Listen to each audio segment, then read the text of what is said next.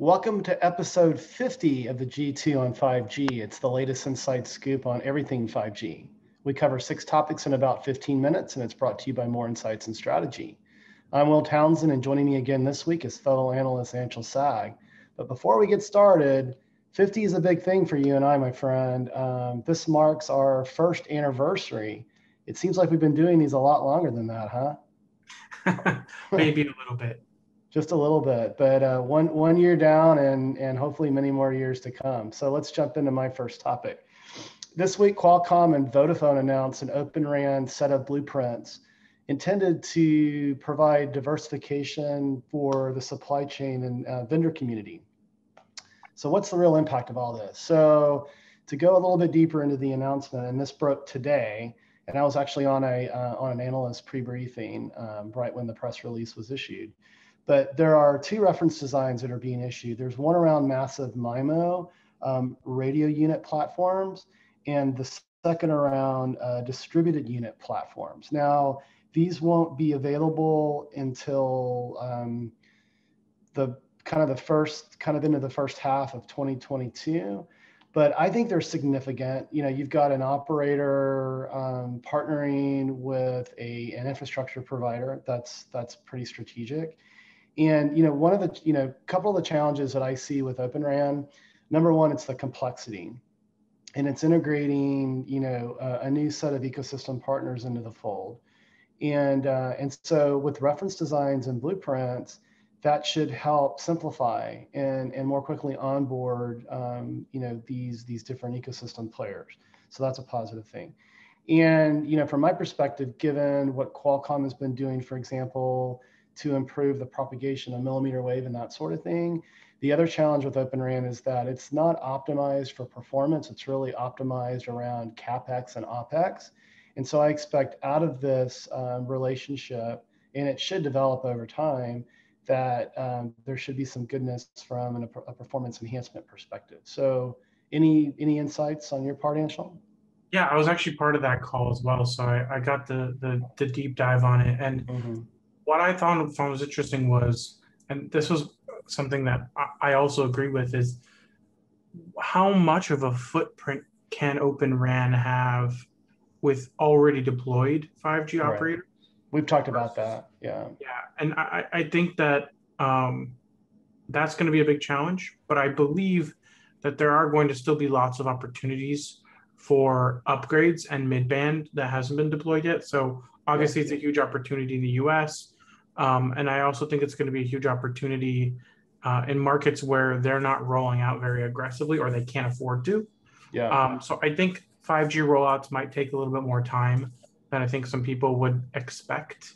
But I think people are also underestimating the amount of new equipment and new infrastructure needs to be in place for it to work properly and to be a standalone 5G network. So I think there's going to be a longer tail on this than I think a lot of people are expecting. But in the end, it will result in a much more robust, faster, more capable network than what we have today. I agree. And, there are greenfield deployments going on with Dish in the US, Rakuten in Japan is sort of the poster child for all of this, and Reliance in India. And so definitely, I see the applicability there. I did catch some news this week as well. Telecom Italia is claiming that they're the first to deploy OpenRAN within Europe. And certainly that's well ahead of this relationship with, between Vodafone and Qualcomm. But yeah, we've talked about that before. Most networks are already sort of in the throes of deployment. So OpenRAN, will probably, will definitely be, involved in proof of concepts and those sort of things. Definitely employed in greenfield applications and deployments, but time will tell. But I think this is a step in the right direction. It really addresses, again, 2 of my biggest concerns with OpenRAN, just around the integration complexity and then the performance angle. But we'll both keep our eyes and ears open here and report back as things develop. Let's move into your first topic this week, and you want to talk about OpenSignal mmWave coverage findings. Yeah, so what's interesting about the OpenSignal report was that they specifically went out and tested the average download speed on millimeter wave by US carrier, and they also were testing average time connected to millimeter wave 5G in the US by carrier as well.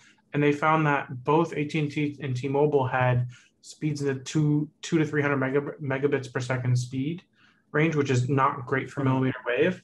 And that Verizon had about 692. So Verizon's speed in their millimeter wave coverage is much better than AT&T and T-Mobile's, which I believe because Verizon's millimeter wave coverage and the bandwidth you get within their coverage is fairly decent.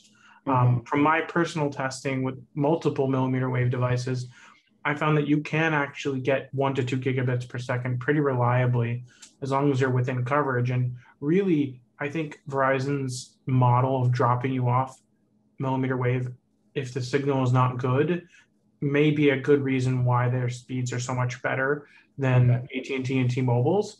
AT&T and T-Mobile were also tied for an average time connected to millimeter wave at 0.5%, while Verizon almost doubled that at 0.8%, which is still less than 1%, and is kind of in line with the kind of coverage that Verizon has been saying that they do have with millimeter wave.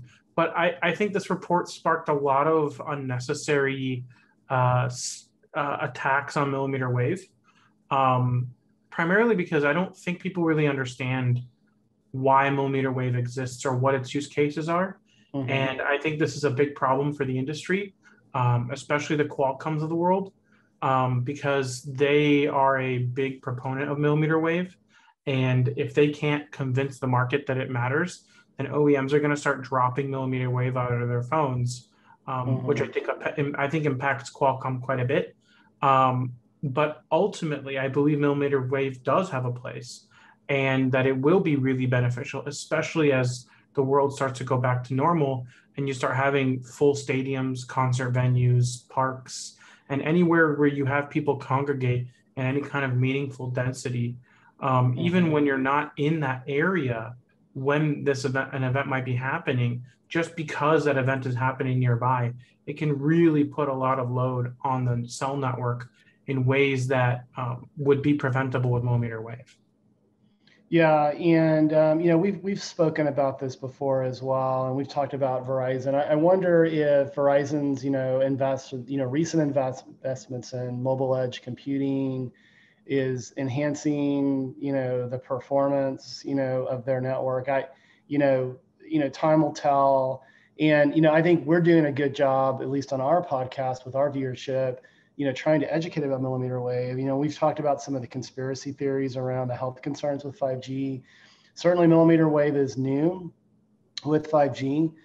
We haven't had, that high band spectrum in an LTE world. And so it's just, the education needs to occur there. And, I think Qualcomm is doing a good job, and certainly not only, you and I, but we have some other fellow analysts that also conduct 5G oriented podcasts that are trying to educate people around that as well. But it is a critical linchpin. It's part of an overall plan to provide that blend of coverage and performance. So again, we'll just continue beating the drum there and doing our best to educate folks. But let's move to my second topic this week, and actually it's mobile edge computing is a great segue into it.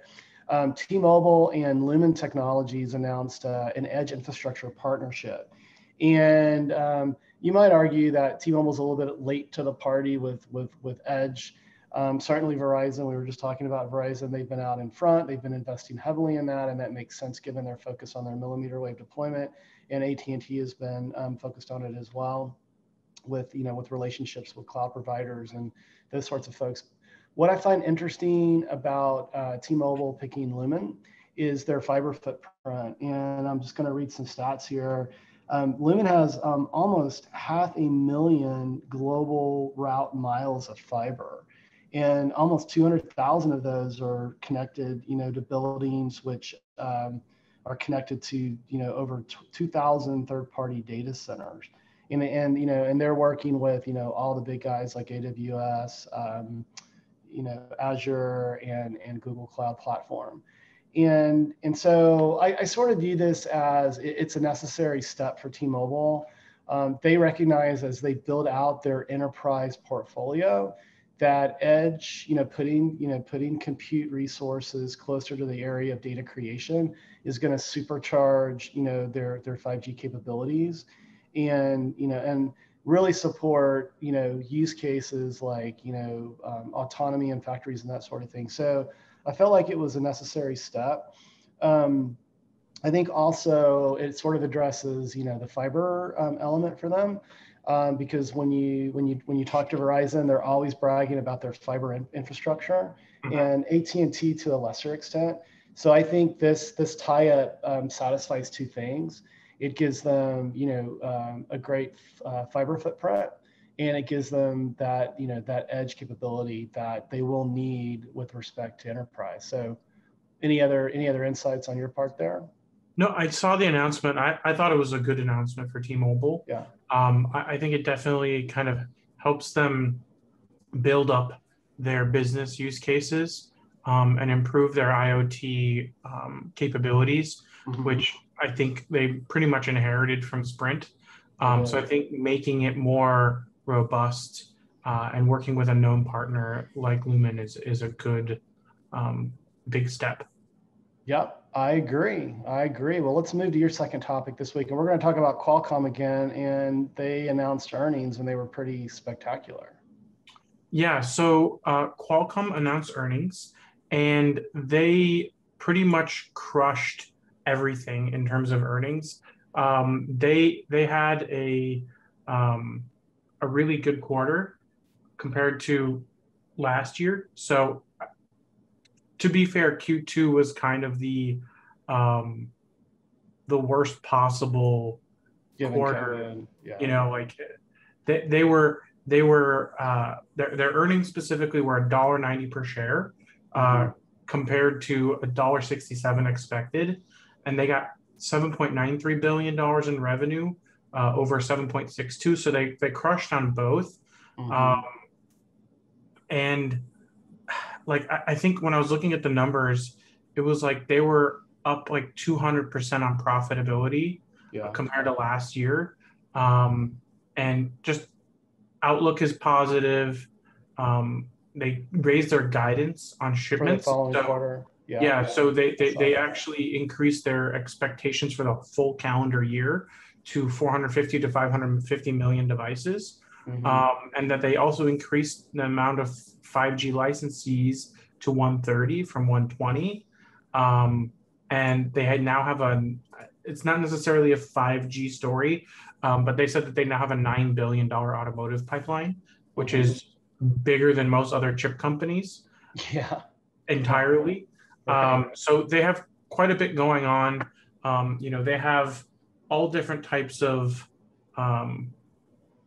businesses. That they have an IoT business, they have a home networking business, but really the focus for Qualcomm is 5G and 5G handsets. And they're kind of firing on all cylinders, and they're gonna for the foreseeable future continue to move forward with their market position, which they're mostly focusing on the high end from what it seems like during the call. Right. And which is where the profitability is there as well. So, and margin. Now, you want to talk about some licensing agreements as well, right? Yeah, that was the 130 licensing agreements that they had signed. They added 10 more, so now they're up to 130, which is quite a few. But overall, they're kind of just firing on all cylinders compared to about a year ago when things were a bit rough for them. Yeah, and it was, the market was soft for obvious reasons, but they continue to roll, and they're truly they're one of the leaders driving the entire 5G ecosystem. And this was the last call that their current CEO, Steve Mollenkopf, had after working the company for 26 years. So this was kind of like the handoff from him to Cristiano Amon, who's the new incoming CEO, who was previously president of the majority of the company already. So he's been the CEO in waiting for the last few quarters as they announced the transition. Yeah, so great timing for Mr. Amon as he officially takes the reins. So let's move to my third and final topic this week. And OneWeb is finally getting off the ground, no pun intended. I've spoken about OneWeb in the past. They were really leading the LEO, the low Earth orbit satellite space race. They had some tough times. They had to declare bankruptcy just to reorganize. Hughes took an interest in them for obvious reasons. And so this week, they announced the launch of some additional satellites, which brings the total number to 182 in orbit. They say they're on schedule to cover 50 degrees of latitude above by June, with service readiness to start by the end of the year. So, can they, even though that they've, closed some major gaps here, I mean, can they compete with SpaceX and Starlink in this race to help bridge the digital divide? And, I guess my one concern is, man, there are going to be a lot of, satellites floating up there in low orbit. And there are folks that are expressing some concerns about that. But I do believe that satellite is going to be a critical element of building out a plan that will scale to support the unconnected in rural parts, all around the world. So I was pleased to see OneWeb, make some progress this week, and I think it's a good thing. I'll report anecdotally as well. So I spent some time with the Tractor Supply Company, and they're sort of like the Walmart of rural America. They have nearly 2,000 locations, and they happen to be placed in these areas that are underserved. And they've been doing fantastic things with creating mesh networks in their parking lots to allow people in these rural areas in the U.S. to be able to come in and do telemedicine services, related to COVID and other things, and distance learning, that sort of thing. And I actually spoke recently with their chief technology officer, and they're actually they've got a demo piece of equipment from SpaceX in one of their remote locations, and they're seeing phenomenal download speeds. And so, satellite's going to take a while for it to mature and progress and really, provide the level of performance. But, it's sort of like, if you're on a desert island and you haven't had a drink of water, in a year, and you're rescued, anything's going to satisfy that quench, right? And Yeah. so it was cool to get a little bit of anecdotal, side information from my friends at Tractor Supply Company. But I'm wondering, like, what are your thoughts about all of this? I think it's important for Starlink to have some kind of competition. Yeah.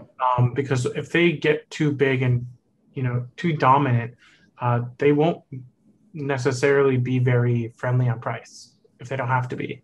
Right. I find that this is kind of the story for a lot of people who have satellite service. Prior to what was available with Starlink, all you had was basically HughesNet, and you were capped at, say, 50 gigs per second, 50 gigs a month, Right. and 20 or 30 megs per second. Yeah. And I don't know what Hughes plans to do with OneWeb, but I hope that they use OneWeb to bolster their network and potentially offer a more competitive and performance offering to what SpaceX is offering through Starlink. And hopefully we'll actually get some competition in this space, because I think it's sorely needed.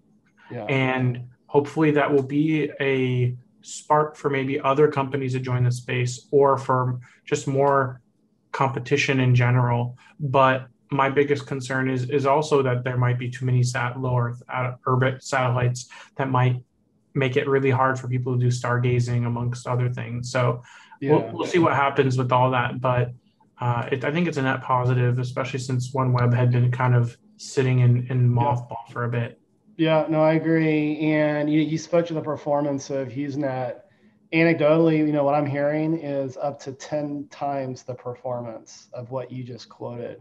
So, your mileage may vary, but potentially, it's a game changer. So, we'll definitely keep our eyes and ears open here. Let's hit your third and final topic this week, and you want to talk about a new 6G consortium that's been formed. Yeah, so the NSF has created a new 6G consortium, made up of Apple, Ericsson, Google, IBM, Intel, Microsoft, Nokia, Qualcomm, and VMware, as well as the NIST. And basically, they created this thing called RINGS, which is what is this partnership. It's called the Resilient and Intelligent Next Generation Systems Public Sounds Partnership. fancy, like something out of like Project Blue Book back in the 70s or something. I mean, one of the number one jobs for these organizations is to think of clever names for their projects. But what's interesting about it is they are involving the industry early as opposed to late, like they did with 5G. They're also going to have $40 million in funding set aside for academic research into 6G. And they're already announcing that they're taking proposals right now. So I think this is an overall very positive thing, because I think the government is being more proactive about future technologies and involving the companies in the industry that are driving the technology already. So I think it's actually a very positive thing. And instead of having everybody trying to work separately and in a silo, I think it's better for us to have a bit more of a collaborative approach. I would have liked to have seen somebody from the 3GPP being involved, but to be fair, most of the companies that are involved are also members of the 3GPP. But this is mostly focused on the US. But as these next G standards are focused globally, hopefully this will be a group that will take into account and plan ahead just to have some kind of technological advantage in the US, just because the leading companies are working together. And that alone, I think, is a big part of this push. Yeah, I agree.